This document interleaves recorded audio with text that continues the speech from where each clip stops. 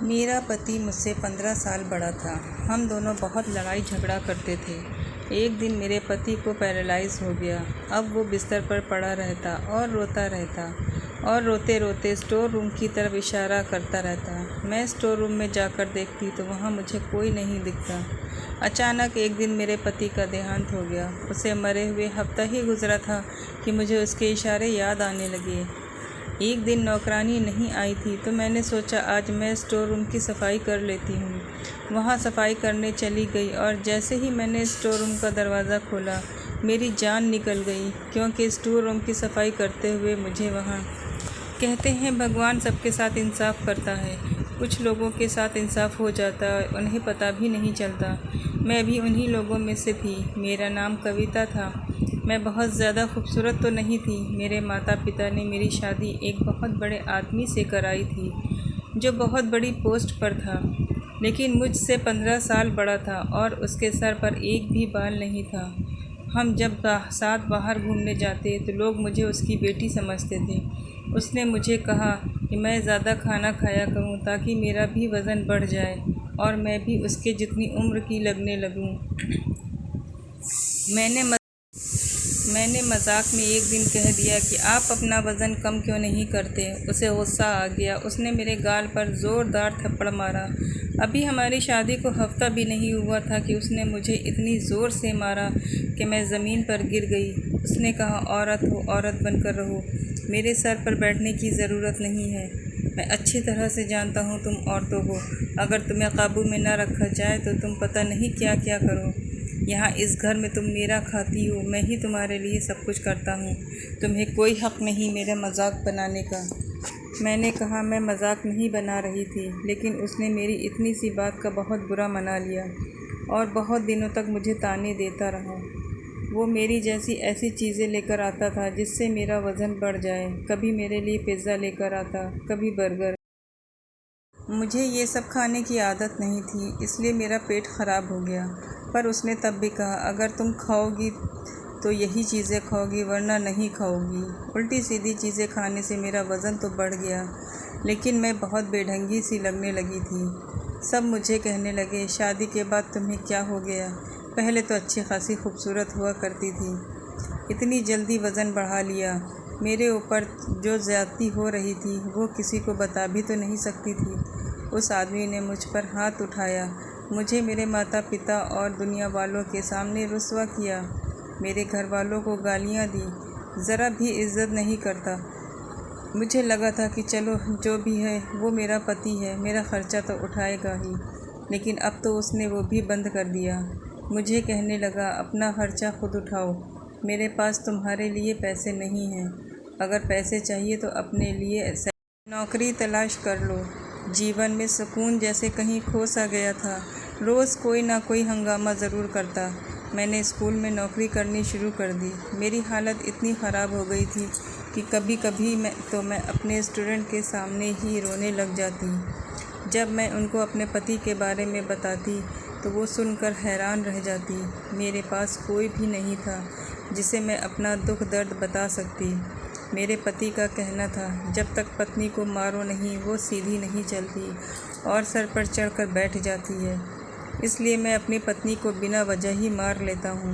अपने दोस्तों और रिश्तेदारों के सामने मेरी बेइज्जती करता रहता। हमारे यहाँ कोई संतान भी नहीं हो रही थी। मैं बहुत परेशान थी, लेकिन किसी को कुछ बता भी नहीं सकती थी।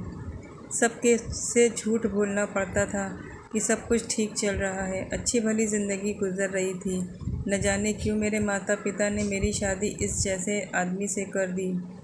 मैं हर तरह से कोशिश करती कि मैं उसे पसंद आ जाऊं, उसकी हर पसंद नापसंद का ख्याल रखती, वो जो कहता मैं वही करती, उसकी हर बात मानती। लेकिन मैं उसकी बात मानूं या ना मानूं, उसे मुझ पर ही गुस्सा ही आता रहता था। कभी कभी तो वो मुझे लगता था कि वो किसी और को पसंद करता है या कोई बात है जिसका गुस्सा वो मेरे ऊपर उतारता है, क्योंकि मुझ पर गुस्सा करने के बाद वो अपने दोस्तों के साथ बाहर चला जाता, उसके साथ घूमता फिरता, हंसी मजाक भी करता और बहुत खुश रहता था। उसके दोस्त भी हमारे घर आ जाते थे और जब उसके दोस्त हमारे घर आते तो मेरा सारा दिन खाना पकाने में निकल जाता। मैं फिर भी उससे कुछ नहीं कहती, सोचती शायद अब वो खुश हो जाए, लेकिन वो तो किसी हाल में खुश रहने वाला नहीं था। मुझे समझ ही नहीं आ रहा था कि मैं ये सब क्या हो रहा है। मेरे साथ कभी वो लगता कि मुझे किसी की नज़र लग गई है या किसी ने मेरे ऊपर काला जादू करा दिया है, क्योंकि जो कुछ भी मेरे साथ हो रहा था वो सब समझ से परे था। मेरा पति जिस ऑफिस में काम करता था वहाँ खूब रिश्वत लिया करता था। नई से नई गाड़ियाँ, मोबाइल बदलता रहता, अपने लिए अच्छी से अच्छी चीज़ लेकर आता, अपने हर शौक़ पूरे करता, लेकिन उसे मेरे खर्चे का ज़रा भी ख्याल नहीं था। मैं अपने सारे खर्चे खुद पूरे करती। अब तो हम अपने मोहल्ले में भी मशहूर हो गए थे कि ये लोग बहुत लड़ते हैं। हमारी लड़ाई भी ज़्यादा ही हुआ करती थी, लेकिन एक दिन तो हद हो गई जब उसने मुझसे बिना वजह ही लड़ना शुरू कर दिया। मेरे पति ने ज़ोर ज़ोर से चिल्लाना शुरू कर दिया। उसने कहा, मैंने तुमसे कहा था आज मेरे लिए अच्छा खाना बनाना और तुमने दाल बनाकर रख दी। मैंने कहा, अगर अच्छा खाना खाना है तो उसके लिए पैसे भी दे देना। मेरे पास पैसे नहीं हैं और अभी मेरी सैलरी भी नहीं मिली है। वो इस बात को लेकर खूब लड़ा और कहने लगा, मुझे तुम्हारे साथ रहना ही नहीं है, तुम मुझे अच्छी ही नहीं लगती, आज तक तुमने मेरे दिल में जगह नहीं बनाई। बात कहाँ से शुरू हुई और कहाँ चली गई पता ही नहीं चला और कहने लगा, मैं तो तुम्हारे साथ मजबूरी में रह रहा हूँ। वो बहुत ज़्यादा चीख रहा था और गुस्से में था, जिसकी वजह से उसका बीपी बढ़ गया और उसको दौरा पड़ गया। मुझे समझ ही नहीं आ रहा था कि मैं क्या करूं। रात का समय था। मैं उसे हॉस्पिटल लेकर गई।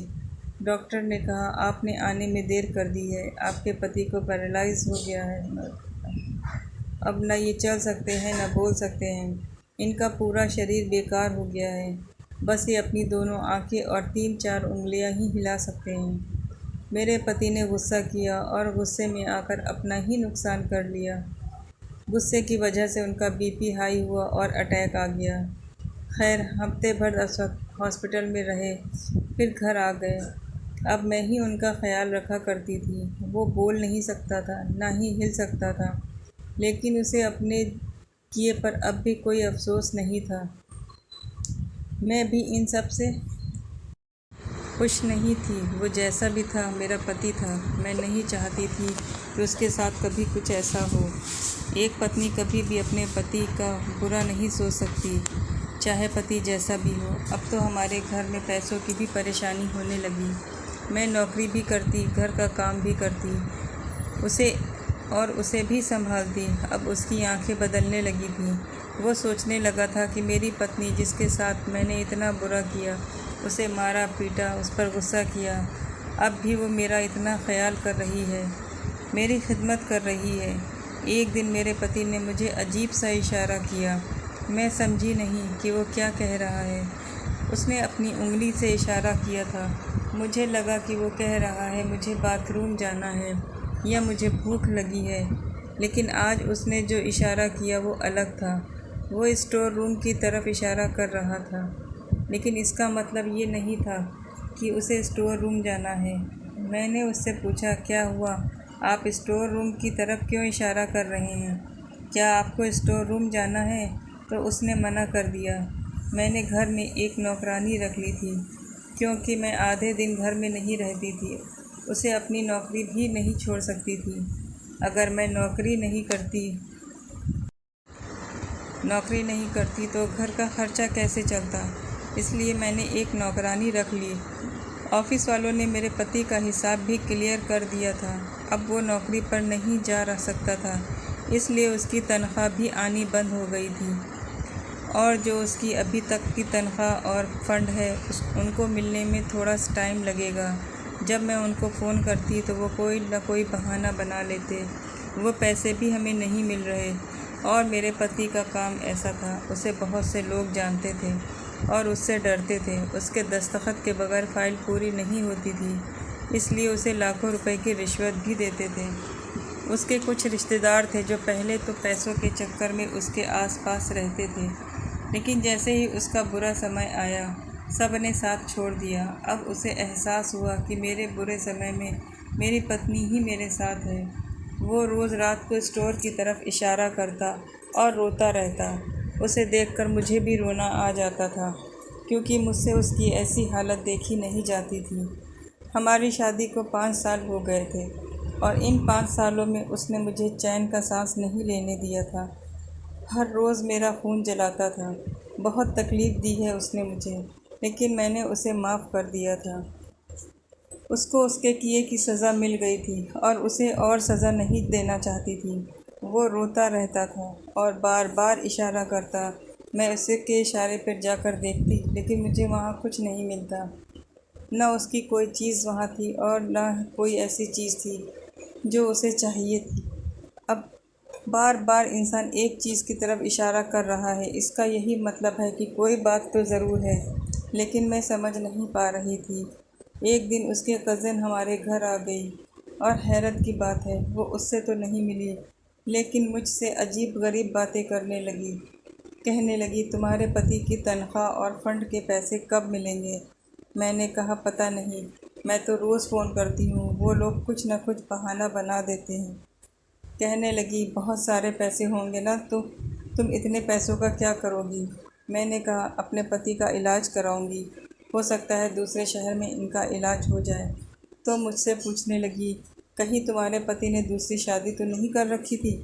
मैंने कहा, मुझे नहीं पता, लेकिन वो मुझे अपने पैसे नहीं देते थे। बोली, तब तो ज़रूर इसने दूसरी शादी कर ली होगी। मैंने कहा, अगर ऐसा होता तो वो औरत अब तक यहाँ आ गई होती, लेकिन मेरे पति ने मुझे ऐसा कुछ नहीं बताया और ना ही उसने मुझसे छुपकर शादी की है।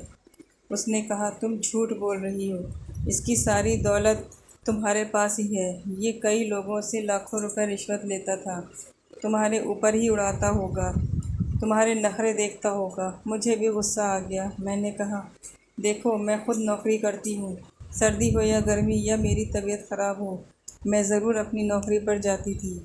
महीने के 30 दिन अपना सर खपाने के बाद मुझे 30,000 रुपये मिलते हैं और वो भी घर के खर्चे में ख़त्म हो जाते हैं। तुम्हें उसके पैसे चाहिए तो ख़ुद तलाश कर लो। उसके पैसे भी, उसकी दूसरी पत्नी भी अगर मिल जाए तो मुझे बता देना। उसने कहा, तुम बहुत बदतमीज़ हो और तुम्हारा पति भी ऐसा ही था, इसलिए आज इस हाल में पड़ा है। तुम देखना कहीं तुम भी इसी हाल में न पहुंच जाओ। आज वो लोगों का मोहताज है, कल तुम्हें भी मोहताज न बन जाना पड़े। अगर ऐसा हुआ तो तुम्हें दोनों का ख्याल कौन रखेगा? तुम तो तड़प तड़प कर भगवान को प्यारे हो जाओगे। मैं उसकी बातें सुनकर हैरान रह गई और सोचने लगी, कैसी दुनिया है, ये लोग किसी हाल में भी आपको नहीं छोड़ते। मैंने उससे अब भी तमीज़ के साथ कहा था, तुम यहाँ से जा सकती हो। फिर वो चली गई। मैंने सब बात अपनी पति को बताई। वो सुन भी रहा था, समझ भी रहा था और रो रहा था। वो मुझसे शायद बातें करना चाहता था, लेकिन अब वो बोल नहीं सकता था। अगले दिन मैंने डॉक्टर से चेकअप करवाया, तो डॉक्टर ने भी यही कहा कि इनके ठीक होने की उम्मीद बहुत कम है। अभी तो ये ऐसे ही रहेंगे, आगे भगवान की मर्ज़ी। लेकिन अगर आप चाहें तो किसी और डॉक्टर को दिखा सकती हैं या किसी और शहर भी ले जा सकती हैं। डॉक्टर हर माह आकर चेक करते, लेकिन कोई अच्छी खबर नहीं मिल रही। बस मेरा पति बार बार स्टोर रूम की तरफ इशारा करता रहता और मैं समझ नहीं पाती कि वो क्या कहने की कोशिश कर रहा है। वो यूं ही रोता रहता। डॉक्टर कहते, अगर ये रोते रहेंगे तो इनकी आंखें ख़राब हो जाएंगी और दवाई भी असर नहीं करेगी। मैं उन्हें समझाती और कहती, आप रोया ना करें, सब्र करें। एक दिन जब सवेरे मैं उनको जगाने गई तो मैंने देखा कि वो जाग नहीं रहे थे। तब मुझे एहसास हुआ कि वो इस दुनिया में नहीं रहे। मेरे पैरों तले ज़मीन निकल गई। मैंने डॉक्टरों को बुलाया। उन्होंने कहा, इनका देहांत हो चुका है और इनके लिए यही अच्छा हुआ, क्योंकि ये जीने की उम्मीद छोड़ चुके थे और बहुत तकलीफ़ में थे। अच्छा हुआ इन्हें भगवान ने बुला लिया। मुझे ये सुनकर बहुत सदमा लगा और मैं रोने लगी। वो जैसे भी थे, आखिर मेरे पति थे। उन्होंने मेरे साथ कुछ भी किया हो, लेकिन उन्हें भी जीने का हक़ था। मैंने पूरी इज्जत के साथ उनका क्रियाक्रम किया। मैं कुछ समय नौकरी पर नहीं गई, मैं घर में ही रहती और मेरे साथ घर में एक नौकरानी रहती थी। वही घर का सारा काम करती थी। खाना बनाना, सफाई करना, कपड़े धोना। मेरे पति के देहांत के बाद मेरा किसी काम में दिल नहीं लगता।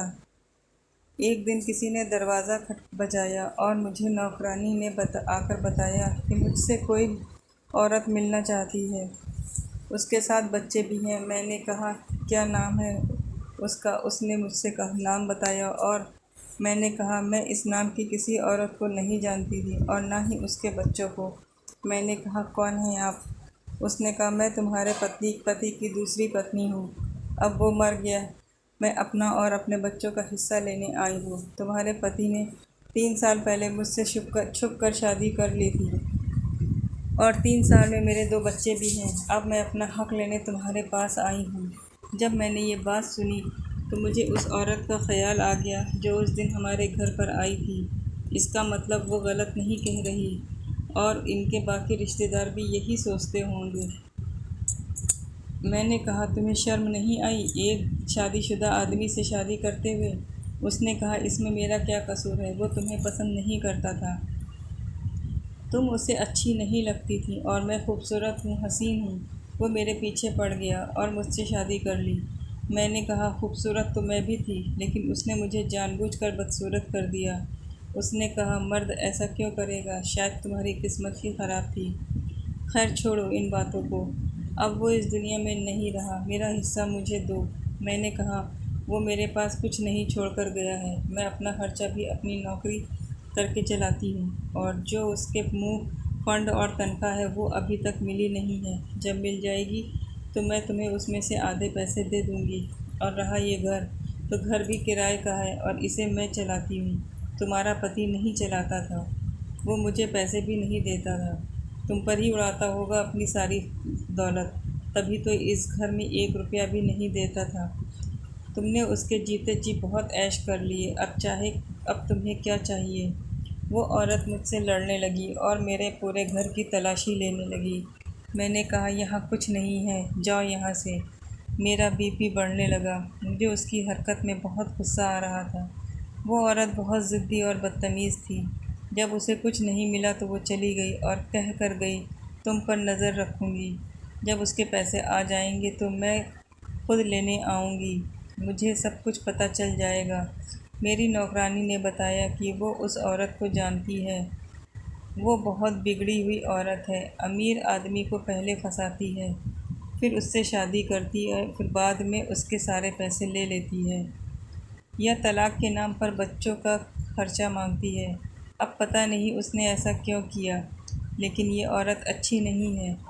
इसको तो सारा मोहल्ला जानता है। मैंने कहा, मेरी ज़िंदगी में कुछ अच्छा नहीं हो सकता। पति ने भी मुझे तंग किया और जाने के बाद भी मेरे गले में मुसीबत डाल गया। मैं क्या करूं? अभी मेरे पति को मरे हुए ज़्यादा समय नहीं हुआ था। मुझे बार बार अपने पति का ख्याल आता कि वो स्टोर रूम की तरफ इशारा क्यों करता था। अपने आखिर समय में भी वो यही इशारा कर रहा था। मुझ में उसकी याद बस गई थी। औरत भी बहुत अजीब होती है। जब किसी से मोहब्बत करती है तो उसकी बेवफाई भी माफ़ कर देती है, लेकिन मन के अंदर इतनी ताकत नहीं होती। मुझे तो आज तक ये समझ नहीं आया कि मेरे पति ने मेरे साथ ऐसा क्यों किया, जबकि मैंने तो हमेशा उससे मोहब्बत की। मैं अपने घर में भी यही सोच कर आई थी कि हमेशा अपने पति का साथ दूंगी। मैं देखने में भी अच्छी थी, लेकिन शायद उसके दिल में जगह न बना सकी। औरत खूबसूरत है या नहीं, मर्द की नज़र तय करती है। अगर कोई औरत एक बार मर्द की कोई खूबसूरत लग जाए, और अगर वो खूबसूरत न भी हो तो भी अपने दिल की मल्लिका बना कर रखता है। और वो कभी कभी बहुत खूबसूरत औरत भी मर्द के दिल को नहीं भाती, तो उनकी हालत मेरे जैसी ही हो जाती है, क्योंकि आजकल तो हालात ही ऐसे थे। मैं अब दिन भर रोती रहती, खाना भी नहीं खाती थी और हर समय दिमाग टेंशन में रहता था। लेकिन मेरे पास अब क्या रह गया था? मेरी उम्र भी अभी कोई ज़्यादा नहीं हुई थी। मुझे किसी से शादी भी नहीं करनी थी। मेरा ऐसा कोई इरादा नहीं था। मैं सिर्फ अपनी ज़िंदगी चैन सुकून के साथ अपने तरीके से जीना चाहती थी और मेरे दिल में अब कोई चाहत बाकी न रही थी। मेरी ज़िंदगी का कोई मकसद नहीं था। मैं घर में ही रहती, मेरे पति के पैसे भी नहीं आ रहे थे और उनकी दूसरी पत्नी फ़ोन कर कर के मुझे परेशान करती रहती, पैसों का पूछ कर मुझे तंग करती रहती। मेरे पास सब पैसे ख़त्म हो गए थे। मैंने नौकरानी से भी कहा कि वो काम छोड़कर चली जाए, मैं अब उसको पैसे नहीं दे सकती। मैं हैरान रह गई जब एक दिन वो मेरे लिए ख़ुद अपने घर से खाना बनाकर लाई और कहने लगी, आप बहुत अच्छी हैं मैडम, आपने मेरा बहुत ख्याल रखा है। मेरे पास इतना ही है मैडम, मैं आपके लिए खाना ही ला सकती हूँ। उस दिन मुझे पता चला कि अगर हम दुनिया में किसी अच्छे इंसान के साथ अच्छा करते हैं तो वो हमारे साथ उससे भी अच्छा करता है।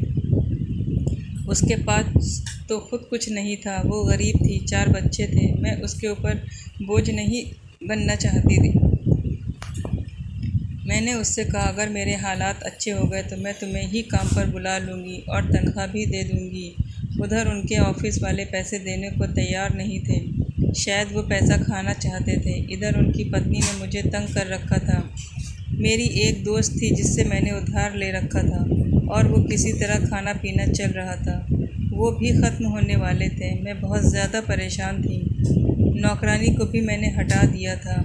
घर भी कुछ बहुत ज़्यादा गंदा हो रहा था, वैसे भी करने को कुछ नहीं था। मैंने सोचा आज सफाई कर लेती हूँ। मैं स्टोर रूम में चली गई। वहाँ जाते ही मुझे अपने पति की याद आने लगी। मैं सोचने लगी वो बार बार इधर इशारा क्यों करते थे कि गोया कि अचानक मेरा पैर फिसल गया और मेरा हाथ दीवार पर लग गया, जिससे मेरी कलाई में चोट लग गई और वहाँ का एक टाइल टूट गया। जब मैंने उस तरफ देखा तो मेरे पैरों तले ज़मीन निकल गई। मुझे यकीन ही नहीं हुआ कि मेरी आंखें क्या देख रही हैं। इस दीवार के पीछे एक कमरा बना हुआ था और उसमें एक तिजोरी बनी हुई थी। जब मैं अंदर गई तो मेरे पैरों तले ज़मीन निकल गई। उसके अंदर ढेर सारी दौलत, सोना चांदी और न जाने क्या कुछ था। मैं समझ गई कि वो इसी तरफ इशारा किया करता था, लेकिन बता नहीं पाता था। जैसा कि मेरे पति के बारे में मशहूर था कि वह बहुत ज़्यादा रिश्वत लिया करता था। शायद ये सब उन्हीं रिश्वत के पैसों का बना हुआ था। मैंने सब सामान वहाँ से निकाल लिया और उस जगह को बंद कर दिया और पहले की तरह कर दिया ताकि कोई पहचान न सके। अगले दिन मैंने नौकरानी को बुलाया और कहा कि घर का सारा सामान पैक कर दो, मैं यहाँ से जा रही हूँ। वैसे भी ये घर किराए का है। मैं सोच रही थी दौलत में से कुछ हिस्सा अपने पति की दूसरी पत्नी को दे दूँगी, लेकिन नौकरानी ने बताया कि वो दोनों बच्चे उसके नहीं थे। वो झूठ बोल रही थी, वो बच्चे किसी और के थे। वो आपके पति के बच्चे नहीं थे। वो औरत हमारे मोहल्ले में रहती है। कल एक आदमी आया था और अपने बच्चे लेकर चला गया। हो सकता है आपके पति ने उससे शादी न की हो। वो झूठ बोल रही हो क्योंकि ये औरत ऐसे ही ड्रामा करके पैसे ऐंठती है। मैं खामोश उसकी बात सुनती रही। मैंने नौकरानी को उसकी तनख्वाह और कुछ पैसे दिए। उसे लगा शायद मुझे ऑफिस से पैसे मिल गए हैं, लेकिन ऑफिस वाले तो पैसे खाकर बैठ गए थे। मैं वहाँ से चली गई। मैंने कुछ सामान भी उसे दे दिया और थोड़ा बहुत सामान अपने साथ लेकर दूसरे शहर में चली गई थी। वहाँ पर ही मैंने नौकरी करनी शुरू कर दी। आज मेरे पास घर भी है, गाड़ी भी है और मैं अपने पति के नाम से एक अनाथ आश्रम बनवा रही हूँ, क्योंकि ये पैसे उन्हीं के थे, उन्हीं ने रखे थे और वो तो मुझे देना भी नहीं चाहते थे, लेकिन शायद किस्मत को यही मंजूर था। ये पैसे मुझे ही मिलने थे। मैं इन पैसों से कोई अच्छा काम करना चाहती थी। ये सब सुनने में अजीब लगता है, लेकिन मेरा पति मुझसे 15 साल बड़ा था। उसने इतने सालों में ये पैसे जमा किए थे, लेकिन वो इसे खर्च नहीं कर पाया। यही तो है जीवन, उसमें ऊंच नीच होती रहती है। लेकिन अब मैं किसी पर भरोसा नहीं कर सकती थी, इसलिए दूसरी शादी नहीं करना चाहती। मैंने आगे पढ़ाई करने का फ़ैसला किया ताकि मैं एक अच्छी जॉब कर सकूं, क्योंकि चाहे आपके पास दौलत का दरिया क्यों ना हो, वो एक दिन ख़त्म हो ही जाता है। मैं अपने पति को खुशी से याद करती हूँ और उसकी आत्मा के लिए भगवान से प्रार्थना करती हूँ, क्योंकि वो जैसा भी था मेरा पति था। दोस्तों, उम्मीद करती हूँ आपको हमारी कहानी पसंद आई होगी। कहानी पसंद आई हो तो वीडियो को लाइक करें और चैनल पर नए हैं तो चैनल को सब्सक्राइब करें। और हाँ, बेल आइकन को दबाना न भूलें। Thank you.